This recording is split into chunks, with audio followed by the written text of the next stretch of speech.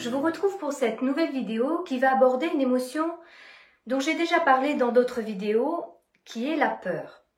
Il me semble important d'approfondir en fait cette émotion parce qu'elle est ressentie d'abord par toute personne et ensuite parce que nous vivons une période où peut-être cette peur est décuplée. Donc il me semble important d'expliquer en quoi la peur est utile et puis en quoi la peur peut être aussi créée par nous-mêmes et du coup devenir très problématique dans nos vies. Et puis ensuite, eh bien, comment faire pour apprendre à se libérer de cette peur qui peut être très handicapante dans notre vie et nous couper finalement de la vie et aussi nous couper de notre liberté. Alors tout d'abord, je vais donc reprendre finalement à quoi sert la peur. Comme toute émotion, elle a une fonction. La fonction de la peur, c'est nous protéger du danger. Donc, il y a une question de survie et c'est en rapport avec la mort. Parce que derrière toutes nos peurs, il y a cette question de la mort. Je vous renvoie d'ailleurs à la petite vidéo que j'ai faite sur ce sujet. Alors, lorsque nous nous retrouvons dans une situation où effectivement nous sommes en danger de mort, exemple, une bête féroce est face à moi et vraisemblablement elle s'apprête à se jeter sur moi, et bien là je suis dans un danger réel, imminent, donc je vois effectivement que je suis en danger de mort. Et là, il y a 3 réponses comportementales possibles. En anglais, on appelle ça les 3 F. Alors, parce que ça désigne fight, soit je me sens de combattre le danger, flight, soit j'évite le danger, freeze, soit je reste figé dans cette situation de danger. Ce sont donc les 3 réponses adaptées dans une situation de danger réel. Donc là, on voit bien qu'effectivement, la peur, elle est en lien avec la situation que l'on vit à l'instant T, sur le moment, et dans laquelle nous nous retrouvons face à un danger réel de mort. Et puis, il y a ce qu'on va appeler plutôt les peurs. Et celles-ci, elles ne sont plus liées à la situation imminente, réelle, dans laquelle je me trouve. Elles vont être créées par notre mental, donc par nos pensées. Et notre mental, rappelez-vous, il est une construction de tout ce que l'on a vécu, de tout le conditionnement, de toutes les croyances, de toutes les expériences que l'on a vécues. Donc, il va créer des peurs et quand justement le mental crée de la peur, on appelle ça à ce moment-là de l'anxiété. C'est-à-dire qu'en fait, ce sont mes pensées qui imaginent le danger et comme j'imagine le danger, eh bien je vais ressentir de la peur. Et c'est ça l'anxiété, c'est-à-dire que ce n'est pas une peur réelle immédiate, c'est une peur que l'on suppose, que l'on imagine. Donc comme des scénarios catastrophes. Et cette anxiété, elle peut entraîner des angoisses. L'angoisse finalement c'est quoi ? C'est un ressenti physiologique qui s'apparente à la peur. C'est-à-dire que j'ai le cœur qui bat plus vite, les mains moites, la boule dans le ventre et un tas d'autres réactions physiologiques que je ressens exactement pareil quand je suis dans une situation de peur réelle par rapport au danger et que je vais ressentir là de la même façon. Et c'est pour cette raison aussi que si on ressent physiologiquement les mêmes symptômes que la peur, eh bien on va avoir tendance à penser que il y a un danger réel également. Sauf que ce qu'il faut savoir, c'est qu'en fait notre cerveau ne fait pas la différence entre un danger réel, immédiat, imminent dans la situation et un danger que je suppose, que j'imagine avec mes pensées. La preuve en est que notre corps réagit de la même façon. Alors qu'il y en a un qui est bien réel et l'autre qui est supposé, qui est anticipé. Alors, d'autres types de peurs aussi que l'on retrouve, ce sont les phobies, qui sont aussi issues de notre mental. D'ailleurs, on appelle cela des peurs irrationnelles. Parce que, de manière rationnelle, nous n'avons pas de raison d'avoir peur dans certaines situations ou face à certains animaux, par exemple, quand ce sont des phobies liées à des animaux ou des insectes. Mais il y a une réaction physiologique très vive, comme dans une situation de peur réelle. Imaginons une phobie des araignées.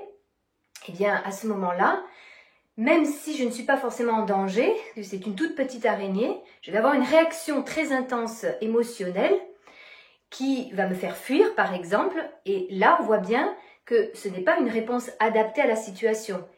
C'est en fait créé par une pensée totalement irrationnelle que je suis en grand danger de mort. Et ça, c'est plutôt quelque chose qui a été appris. C'est-à-dire que si je suis enfant et que j'ai un de mes parents qui réagit de manière très forte, émotionnellement parlant, face à une petite araignée, eh bien, en fait, enfant, je vais apprendre, puisque mes parents sont des modèles, m'apprennent la vie, je vais apprendre que cette araignée est une source de danger et qu'il faut donc que j'ai la même réaction que mon parent, c'est-à-dire fuir.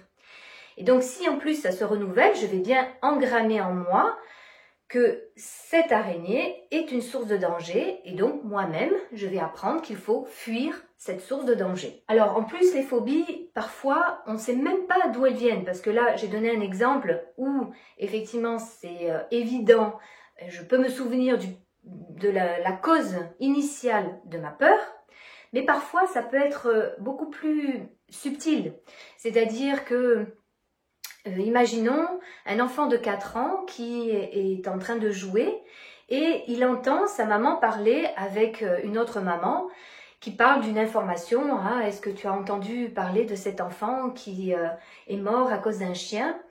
Et bien que cet enfant soit pas forcément focalisé et attentif à ce que dit sa maman, il y a quand même une partie de son cerveau qui traite l'information. Et puis, peut-être une semaine, 15 jours, un mois plus tard, cet enfant se met à avoir très peur des chiens, sans qu'il n'ait jamais eu d'attaque de chien ou une situation réelle qu'il ait vécue par rapport aux chiens. Mais simplement, c'est comme si son cerveau avait enregistré qu'un chien égale danger de mort.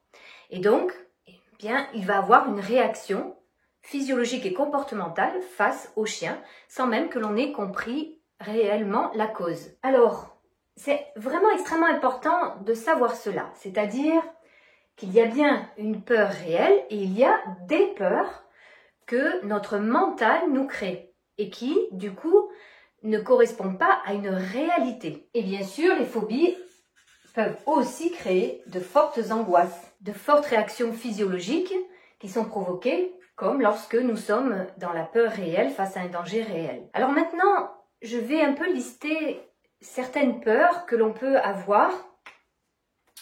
Donc on vient de voir qu'il peut y avoir des phobies, mais je vais aussi lister des peurs qui peuvent être en lien avec de l'anxiété ou toute chose qui pourrait effectivement nous faire peur. Donc, les différents types de peurs.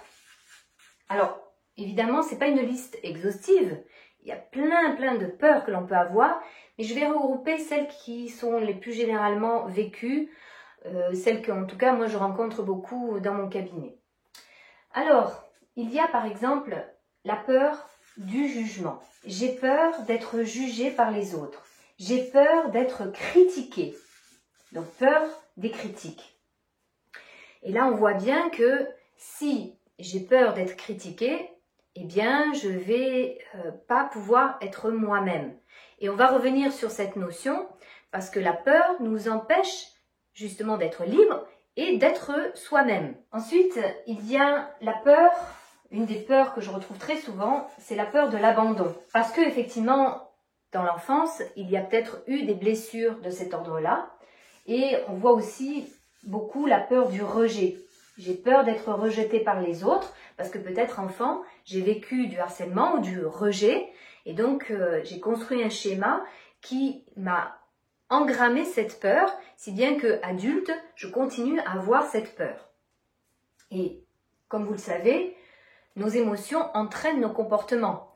C'est-à-dire que si justement j'ai peur d'être rejetée, eh bien soit je vais m'isoler, soit je vais tout faire pour les autres pour qu'ils m'aiment et qu'ils ne me rejettent pas. Et vous savez, je l'ai expliqué dans d'autres vidéos, qu'à court terme, ce sont des stratégies qui peuvent fonctionner, à long terme, jamais. Il y a ensuite la peur de l'injustice. On a peur de se retrouver, en fait, victime d'une situation pour laquelle nous n'y sommes pour rien. Il y a ensuite des peurs en lien avec la trahison, donc la peur d'être trahi. Et puis il y a la peur de la maladie, la peur de souffrir physiquement ou moralement, et puis ultimement la peur de la mort. Parce que finalement, comme je le disais tout à l'heure, au bout de tous les scénarios catastrophes, il y a toujours cette notion de la mort.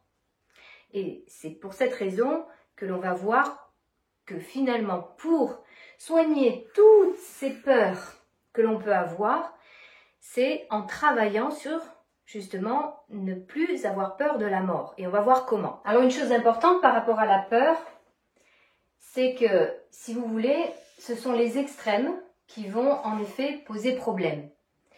C'est-à-dire que si je n'ai absolument aucune peur, je vais avoir tendance à défier la mort, à prendre beaucoup de risques. Donc là, je suis dans... Alors, ça ne peut pas exister de ne pas avoir du tout de peur, sauf si on a une lésion cérébrale qui ne nous permette plus de ressentir justement la peur et le danger.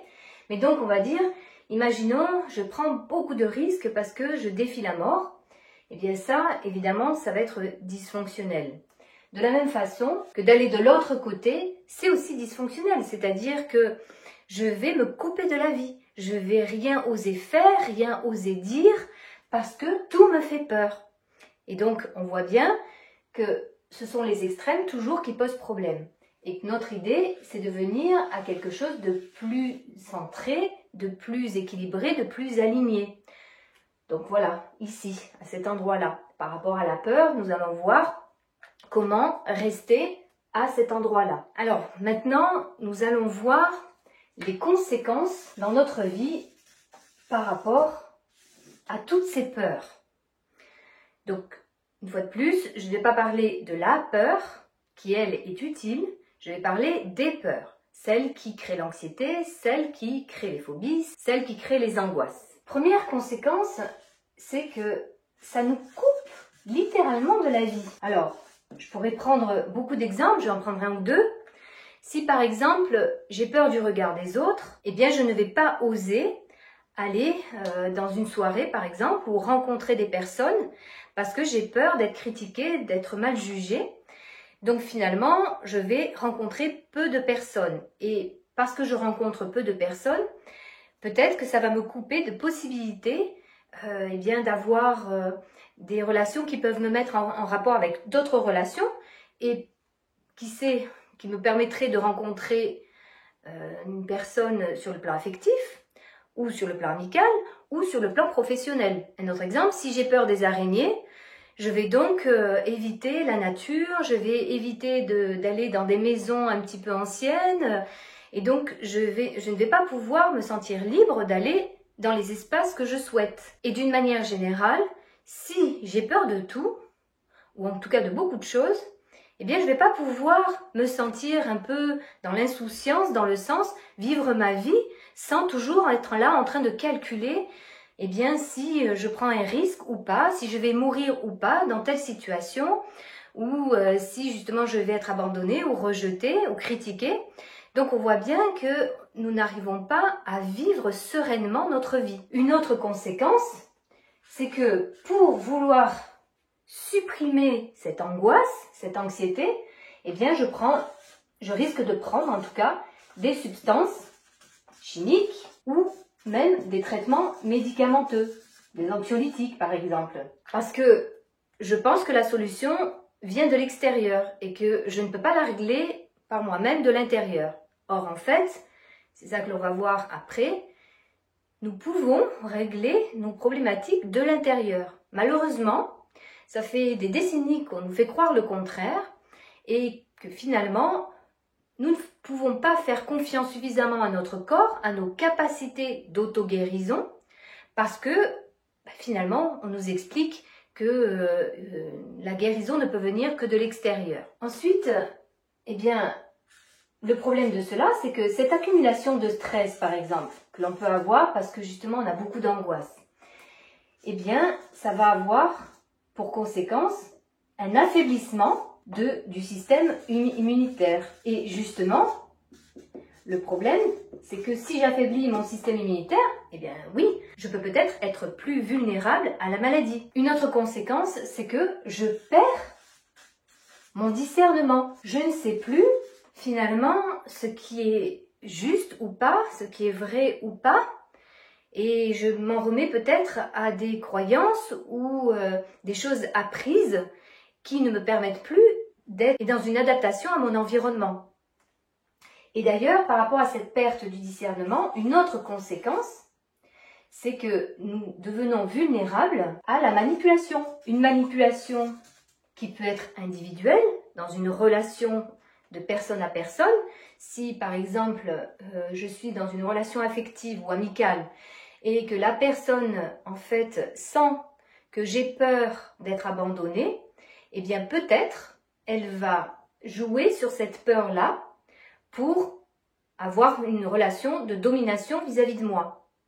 Et si elle joue sur cette peur, effectivement, moi je vais tout faire pour cette personne pour éviter la peur d'être abandonnée, rejetée. Du coup, là, nous voyons que nous perdons notre liberté. Et la liberté, c'est un besoin fondamental de notre être profond.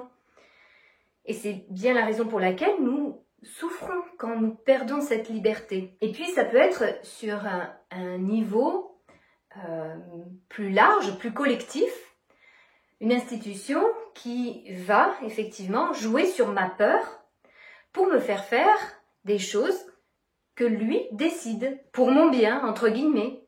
C'est-à-dire respecter des lois, des règles pour mon bien, pour que je sois en sécurité. Et c'est là où justement je perds ma liberté, ma souveraineté de savoir ce qui est bon pour moi. Je m'en remets à d'autres qui, apparemment, sembleraient savoir mieux que moi ce qui est bon pour moi. Donc on voit bien que si je suis dans la peur, eh bien je peux plus facilement m'en remettre à des personnes qui vont décider pour moi. Et ça, c'est une perte de liberté. Alors maintenant, puisque nous venons de voir que finalement, la peur nous crée beaucoup de soucis dans notre vie, et entre autres nous fait perdre de notre liberté, nous rend dépendants des autres, d'une manière générale. Ce qui va être important maintenant, c'est de savoir comment se libérer de cette peur, de ces peurs. Alors, plusieurs clés à vous donner par rapport à cette libération de la peur. Tout d'abord, on a vu que ce qui crée nos peurs, c'était notre mental, la façon dont il a été construit. Si, en effet, j'ai eu une expérience de vie qui m'a mise dans une peur très intense, si, quand j'ai grandi, on m'a dit qu'on ne savait pas de quoi était fait demain, et toujours dans des anticipations négatives, j'ai aussi engrammé cela. Donc, là, je vous renvoie sur la petite vidéo que j'ai faite sur les schémas et sur les colonnes de Beck, comment est-ce que l'on fonctionne, pour vous permettre de bien savoir en fait comment se crée ce mental. Et puis la vidéo aussi sur l'ego et le soi. Donc notre mental, lui, il nous amène soit dans le passé, soit dans le futur. Et par rapport à la peur, il s'agit bien du futur. Quand nous sommes dans l'anxiété, dans l'angoisse, c'est parce que nous avons une anticipation par rapport au futur. Et je vous renvoie là aussi à la petite vidéo que j'ai faite sur les pensées utiles et pensées inutiles, plutôt que de se demander si une pensée est vraie ou fausse. Et donc, lorsque nous sommes dans l'anxiété, dans l'angoisse, c'est parce que nous envisageons un futur négatif. Nous anticipons négativement le futur. Donc, une clé pour ne pas être justement dans cette angoisse, c'est de ne pas aller et de ne pas envisager justement cette anticipation négative du futur. D'autant plus que lorsque nous anticipons, ce sont des pensées, notre mental fait croire que c'est la réalité, que c'est la vérité, et très souvent, on va voir finalement que non, pas du tout. C'est-à-dire que lorsque nous arrivons réellement dans la situation, eh bien ce que l'on avait imaginé avant n'est pas du tout ce qui se réalise. C'est-à-dire que la pensée, elle peut tout imaginer, mais elle n'a pas cette capacité à savoir ce qui est vrai ou pas dans le futur. Nous sommes dans l'incertitude. Et c'est ça, malheureusement, que nous avons perdu, c'est d'accepter cette incertitude. Donc, un moyen pour, justement, pour ne pas être dans cette anticipation négative qui crée l'angoisse, qui crée l'anxiété, c'est de rester dans le moment présent, parce que c'est la seule réalité. Et dans le moment présent, je sais si je suis en danger ou pas. par rapport à ce que je suis en train de vivre là réellement. Et puis, ça me permet de ne pas justement me laisser embarquer par tout un tas de scénarios catastrophes qui m'amènent justement à des pires angoisses, et voire même jusqu'à la mort. Donc, pour cela, il y a effectivement la méditation qui nous permet de ramener notre attention dans la pleine présence du moment, dans le ici maintenant. Et là aussi, j'ai fait une petite vidéo sur la méditation que je vous invite à regarder, dans laquelle j'explique en fait de manière assez précise qu'est-ce que vraiment la méditation. Et puis, une autre clé, c'est finalement de ce que je vais appeler sortir de l'ignorance. Alors, je vais en fait expliquer ce que j'entends par ignorance. Pour moi, l'ignorance, c'est justement d'être trop centré sur un mental limité, conditionné, formaté. Et sortir de l'ignorance, c'est s'ouvrir à la conscience. S'ouvrir d'abord à notre conscience et s'ouvrir à une plus grande conscience. En fait, c'est en clair se reconnecter, se remettre en contact avec notre vraie nature. Alors, c'est quoi notre vraie nature? Eh bien, comme je l'avais expliqué, c'est ce qu'on va appeler le soi. Le soi, c'est ce que nous avons de l'intérieur depuis le début. Contrairement à l'ego, qui lui se construit au fur et à mesure de notre vie et construit justement notre façon de voir les choses. Donc une des clés, c'est de développer cette conscience du soi, de notre vraie nature, en justement se libérant de notre mental qui, lui, est construit par l'extérieur et n'est pas notre vraie nature. C'est donc développer aussi son intuition. C'est ce que je peux appeler la voix du cœur. Donc vous voyez qu'il y a deux petites voix. Il y a la voix du mental, celle qui est construite et qui va surtout nous créer des peurs. Et la voix du cœur, celle de notre intuition qui sait ce qui est bon pour nous de l'intérieur. Le problème, c'est que souvent, on s'est coupé depuis fort longtemps de cette partie-là en nous. Nous n'écoutons plus que la voix du mental, qui est d'ailleurs très bien relayée par l'extérieur. Et selon ce que l'extérieur nous dit, nous raconte, comme on a perdu un peu notre discernement, eh bien en fait, selon ce qu'on va nous dire, ça va nous mettre justement dans de très grandes peurs. Et notamment, justement, par rapport à la peur de mourir. Si je sais que cette conscience, elle existe au-delà de mon corps, au-delà de ma personnalité. Et là, je vous renvoie vers des liens que je vais mettre d'ailleurs sous la vidéo, par rapport à toutes les études qui sont faites actuellement et qui sont en train de montrer que notre conscience serait non localisée. Non local, c'est-à-dire ce n'est pas notre cerveau qui produit notre conscience. Notre conscience, elle est une vibration et notre cerveau est un récepteur avec les neurones de cette conscience. Et donc finalement, si cette conscience est au-delà de notre corps, au-delà de notre personnalité, eh bien lorsque nous mourrons, c'est peut-être que notre corps et notre ego, notre personnalité, notre moi, qui disparaissent. Notre conscience demeurerait. Et si on commence à voir la mort de cette façon-là, eh bien déjà, elle fait moins peur. Et si elle fait moins peur, alors vous avez moins de peur. Parce que vous ne vous préoccupez pas tant, justement, de la mort. Parce que finalement, l'angoisse, l'anxiété, c'est de ne pas savoir où, quand et comment nous allons mourir. Et donc, notre mental, il veut contrôler ça.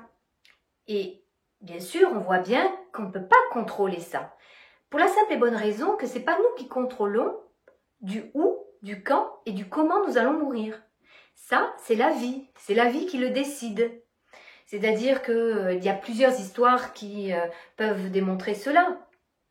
Vous avez sûrement entendu parler autour de vous justement d'histoires comme celle que je vais vous dire, d'une personne qui ne prend pas l'avion parce qu'elle a été retenue dans un embouteillage et cet avion se crache. D'une personne qui devait se rendre à tel endroit et finalement, à la dernière minute, a été retenue, elle aussi. Et donc, il se passe quelque chose, peut-être une fusillade dans cet endroit. Bon, ben donc, elle ne devait pas être dans cet endroit alors que c'était prévu au départ. Et à contrario, une personne qui peut-être ne devait pas aller à tel endroit et finalement, en dernière minute, va à cet endroit et sur le chemin a un accident mortel. Donc en fait, nous avons une illusion de contrôle de la vie. Sauf que ce n'est pas nous qui contrôlons la vie. C'est la vie qui est un principe de vie et qui décide par elle-même. Alors, je fais juste une petite parenthèse là par rapport à la notion de libre arbitre, de libre choix. Pour moi, ça se situe à deux endroits. Le premier endroit, c'est, eh bien, nous avons plusieurs lignes temporelles. Et là, je vous renvoie sur les travaux de Philippe Guillemant, et notamment son livre « La physique de la conscience ». Je vous mettrai les références en dessous la vidéo. Où il y a donc différentes lignes temporelles. La physique quantique parle de ça aussi. Là où notre attention va, l'énergie va, et que tant que nous n'avons pas mis notre attention et notre énergie à un endroit, eh bien ça pourrait être à cet endroit, ou à cet endroit, ou à cet endroit. Donc en fait, imaginons si j'ai deux chemins à prendre dans une forêt, eh bien si je prends ce chemin-là, je ne vais pas rencontrer les mêmes personnes, je ne vais pas rencontrer les mêmes conséquences que si j'avais pris ce chemin-là. Et donc le choix que j'ai à faire, plus il est conscient, plus il est en rapport avec ce que je suis et ce que j'ai envie de vivre dans cette vie, plus le chemin sera pris dans cette conscience-là. Moins j'ai cette conscience-là, plus je suis sur pilotage automatique, plus je suis guidée par mon mental, plus je risque de prendre des voies qui ne vont peut-être pas être en correspondance avec qui je suis et ce que je suis venue faire. Imaginons que je n'ai pas envie d'aller à cette soirée parce que j'ai peur. Eh bien, cette peur ne va pas me permettre peut-être de rencontrer quelqu'un qui aurait peut-être été une bonne personne pour moi. Alors que si justement je suis libérée de cette peur, eh bien, je peux tout à fait aller dans cette soirée.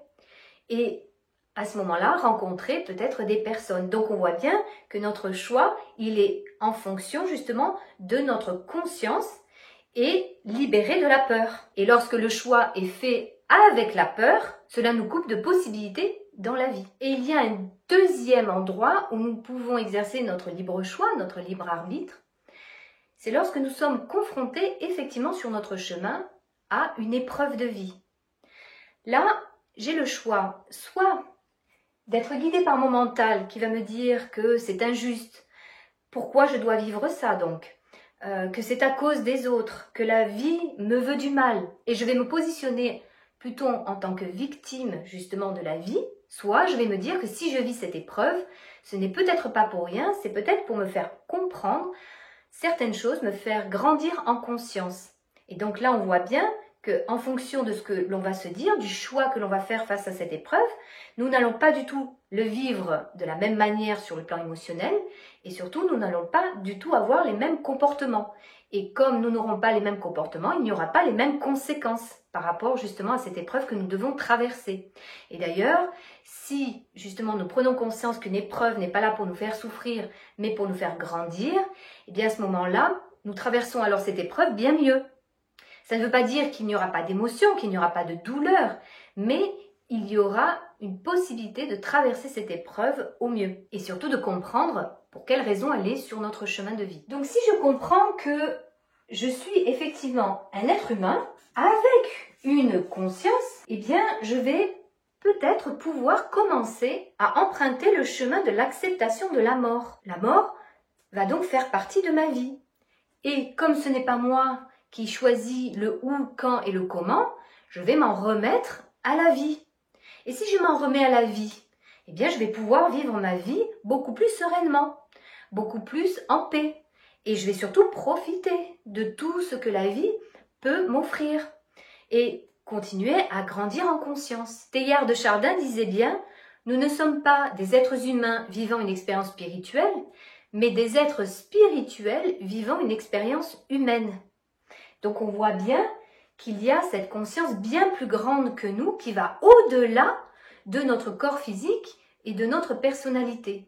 Et si nous prenons justement ce recul-là par rapport à notre personnalité, laquelle on a tendance à s'identifier, et à notre corps, eh bien, nous allons pouvoir justement nous libérer peu à peu de cette peur de la mort. Et puis, il y a une autre clé fondamentale, c'est que ce qui nous guérit finalement de la peur, c'est l'amour. Alors, un amour inconditionnel, pas un amour justement d'ego à ego.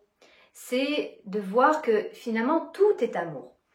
Même justement ce qui nous apparaît comme l'ombre, quelque chose de sombre, eh bien si on va au-delà des apparences, au-delà justement de cette part-là, il y a toujours de la lumière, il y a toujours de l'amour. Et d'ailleurs, il y a aussi maintenant beaucoup d'études, de recherches qui sont faites par rapport à cela.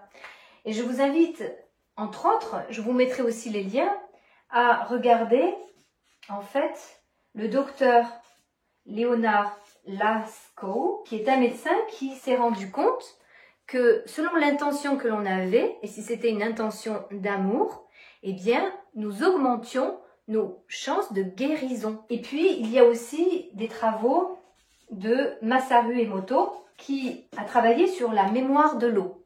Et ça, c'est très important parce que je ne vais pas trop détailler parce que je vous mettrai le lien.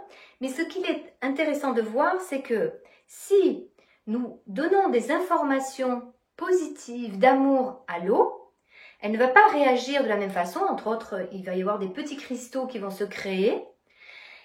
Et lorsque nous diffusons plutôt des messages de haine et de la musique très déstructurée, contrairement à la musique classique par exemple, eh bien, il va y avoir en fait pas du tout de structuration au niveau des cristaux. Donc ça veut dire que l'eau réagit à l'intention et à la vibration de la pensée et de la parole. Et je vous rappelle juste que nous sommes faits de plus de 70% d'eau. Donc vous voyez qu'on n'a même pas conscience que finalement, lorsque nous nous disons des pensées très négatives, je suis nul, je suis incapable, je suis bon à rien, eh bien on est en train d'informer notre corps, donner une vibration négative à soit plus de 70% de notre corps, de ce dont notre corps est fait. Et de la même façon, nous n'avons pas forcément conscience que lorsque nous produisons une parole négative, eh bien, nous envoyons une vibration négative au corps de la personne qui est en face de nous. Et inversement, lorsqu'elle nous dit des paroles négatives, eh bien, c'est une vibration négative que notre corps reçoit. Et donc, on voit bien que si nous nous envoyons des ondes négatives en permanence, comment est-ce que nous pouvons nous sentir sereins, en paix, dans des bonnes vibrations de joie? Donc on est bien d'accord que si nous prenions tous conscience de cela, eh bien nous permettrions déjà à nous-mêmes d'être dans l'amour de nous-mêmes, l'amour du soi, de voir en fait l'être que nous sommes véritablement, et pas celui qu'on a bien voulu nous montrer depuis qu'on est enfant, qui vient donc de l'extérieur, qui n'a rien à voir avec notre véritable nature, et puis l'amour des autres. C'est-à-dire que si je vois que tout être est finalement un être comme moi, et que je me donne de l'amour, je donne de l'amour aux autres, eh bien je vais commencer à diffuser des vibrations très positives d'amour. Et si je commence à donner ces vibrations positives, eh bien, comme nous sommes tous connectés, rappelez-vous, nous sommes donc des corps énergétiques, eh bien, nous allons pouvoir propager cet amour. Et cette propagation, justement, va permettre une guérison à la fois de nous-mêmes et au niveau collectif. Donc l'inverse se produit aussi, c'est-à-dire, c'est comme vous savez, l'effet placebo, l'effet nocebo. C'est-à-dire que si je propage du négatif, et si je suis d'ailleurs dans la colère et la peur, qui sont plutôt des vibrations basses, je vais propager justement du négatif. C'est la raison pour laquelle, lorsque nous ne sommes pas d'accord avec quelque chose, une idée, eh bien, ce n'est pas en luttant contre, parce que de toute façon, vous savez, c'est les forces. Plus je lutte, plus la force contraire lutte aussi contre moi. Donc, je ne vais pas pouvoir diminuer la force, justement, de cet aspect négatif. Par contre, si j'alimente quelque chose de très positif, eh bien là, je vais faire grandir, justement, eh bien, cette vibration positive d'amour. Et c'est celle-là qui va permettre justement la guérison. D'ailleurs, je vous renvoie aussi au témoignage de Anita Mourjrani, qui est une femme qui était en stade final de cancer, qui allait donc mourir. il ne lui restait plus que quelques heures, et qui a vécu une expérience comme les expériences de mort imminente, qui au passage donc montre bien que notre conscience est non localisée, puisque notre conscience flotte au-dessus de notre corps qui est mort cliniquement. Eh bien, pendant cette expérience-là, elle a eu cette expérience d'amour inconditionnel, et lorsqu'elle est revenue, elle savait qu'elle allait guérir. Et elle a guéri. Après, son message, justement, ça a été de diffuser l'amour. L'amour de soi, l'amour des autres. Donc vous voyez, et il y en a beaucoup d'autres. Il y a beaucoup d'histoires, de recherches qui sont faites justement sur la guérison par l'amour. Et si on est dans cet amour-là, on n'est plus dans la peur.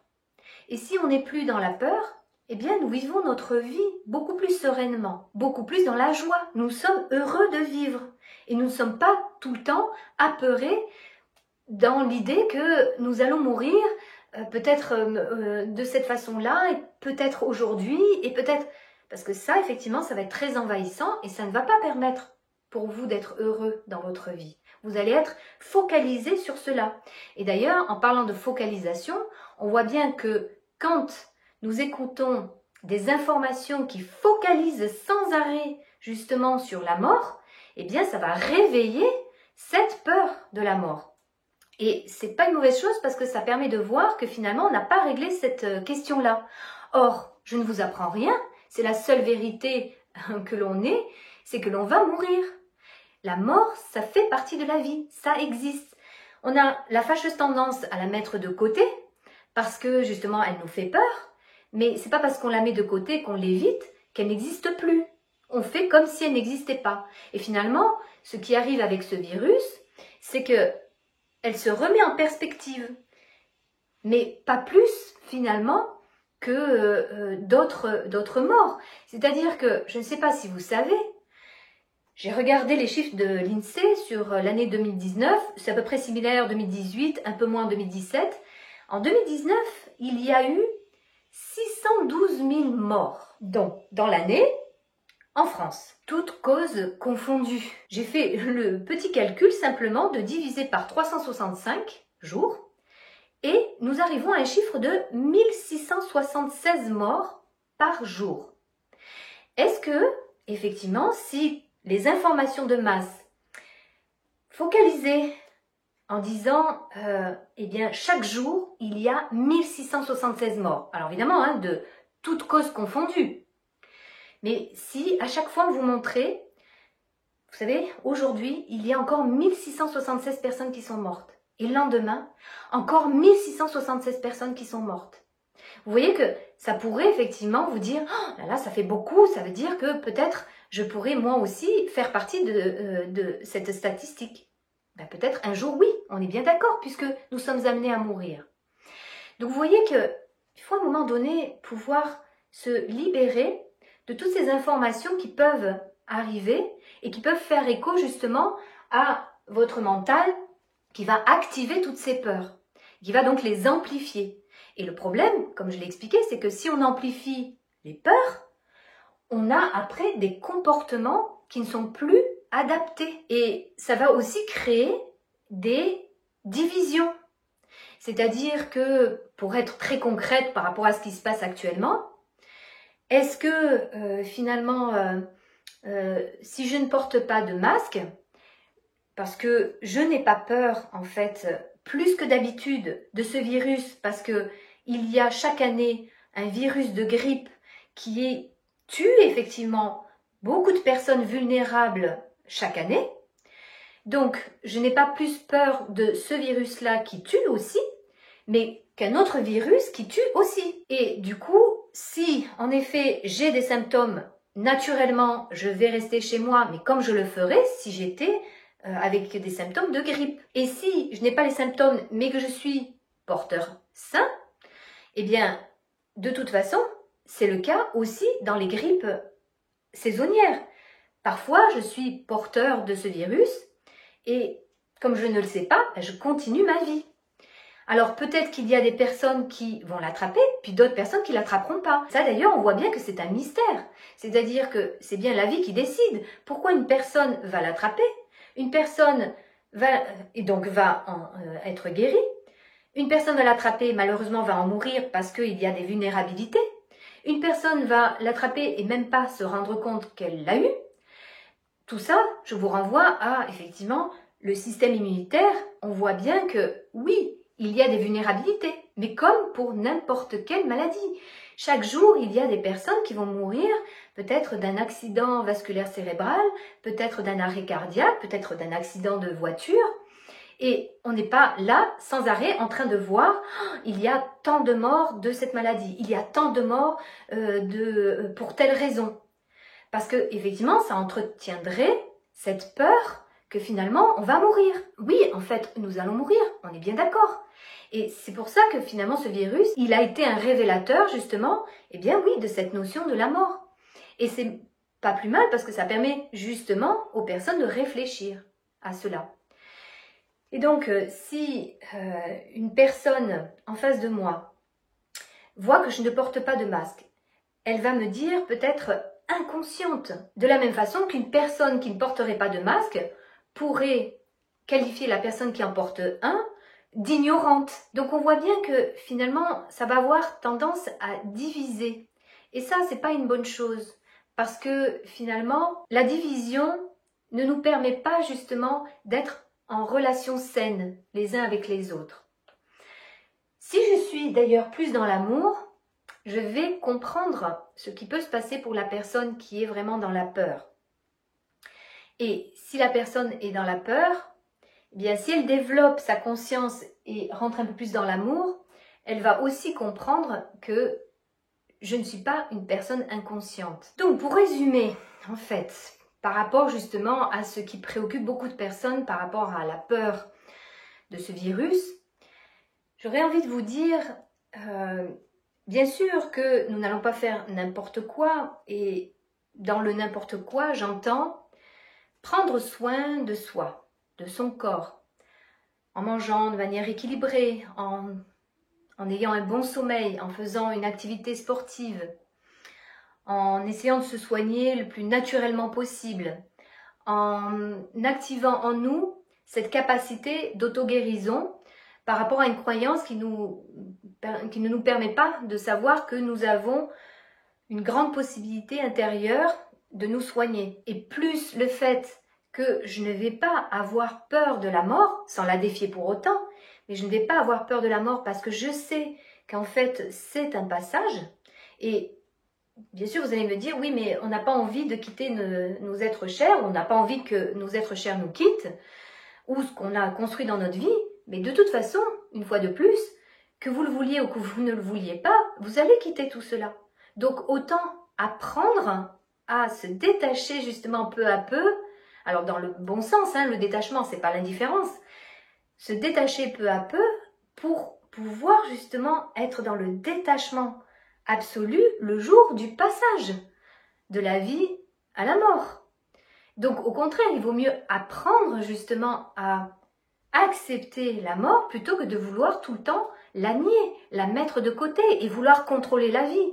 Pour moi, ce qui est important, c'est d'apprendre justement à être dans cette nature et dans ce principe de vie. C'est elle qui décide, c'est pas nous. C'est une illusion absolue de penser que nous allons contrôler justement la vie. Or l'homme, eh bien, il n'a de cesse, malheureusement, de vouloir la contrôler. Alors qu'il serait préférable d'être plutôt en harmonie, en équilibre avec elle. Voilà, j'espère que cette vidéo, qui est un petit peu longue, vous aura permis de mieux justement aborder cette notion de peur, de quitter peut-être justement le chemin de la peur et d'aller un petit peu plus sur le chemin de la sérénité, le chemin de la paix, le chemin de votre vraie nature. Parce que c'est celle qui va vous permettre justement de vivre heureux et dans la joie dans votre vie. Et si vous vivez dans la joie, vous pouvez diffuser cette joie. Et donc, cette joie peut devenir collective. Je vous remercie pour votre attention et vous dis à très bientôt.